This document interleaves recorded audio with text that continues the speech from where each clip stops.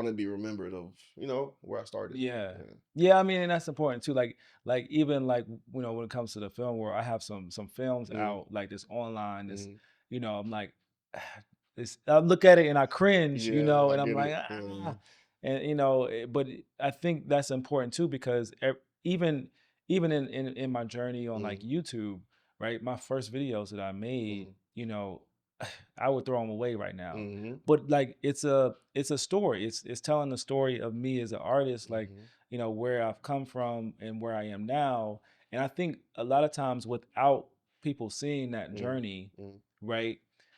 You kind of lose sight of like the fact that you have to start from somewhere very humble. mm. And so how do you share your stories now? Like, are you sharing your stories and like how you're like, creating and doing your artwork? I see a lot of images that Mhm, you put online, but mhm. like, is there anything else that you're doing like to show like your story and what you're doing now? I don't like telling stories about myself. I Mm, like telling stories about people around me. yeah, yeah. So to tell my own story is it takes a lot. So Mhm, I don't think I've done anything to tell my story. I mean, I've sit on podcasts like this and mhm. talk to you to tell my story, but as far as like putting it out there, no, man. The only thing I worry about is staying humble and putting out good work. Yeah. That's all. Like to me, if you walk in humbleness, Mhm. then everything else will follow. Mind you, I asked him to be on this, so like He asked me I had to this. reach out to him and be This like, actually a reschedule was supposed to do it in yeah, we were July, supposed but to it do it didn't last line up. year. So Yeah, yeah. so I think I do.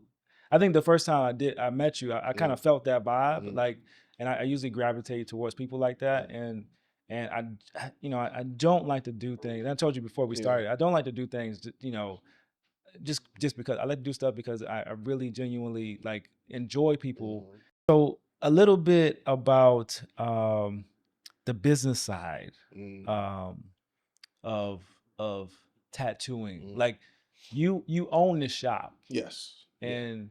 and I mean you started this business kind of like, was it on a whim? Was like, how did like So when I first started tattooing, first off, first and foremost, I've always hated working for people.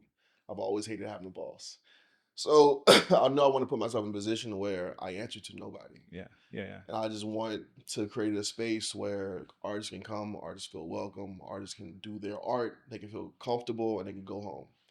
Because that's what I always wanted as a tattoo artist, and that's what I always received at every shop that I was at before. I came in, I'd have to focus on nothing else. I just focused on my work, and I went home. So I wanted to create that space for more artists. And then, like, my dream has always been, like, I wanted to open a tattoo shop, especially in Richmond. There's yeah. never been that many black-owned tattoo shops, if any really at all, that's been respected. Hmm. So I wanted to be one of the first.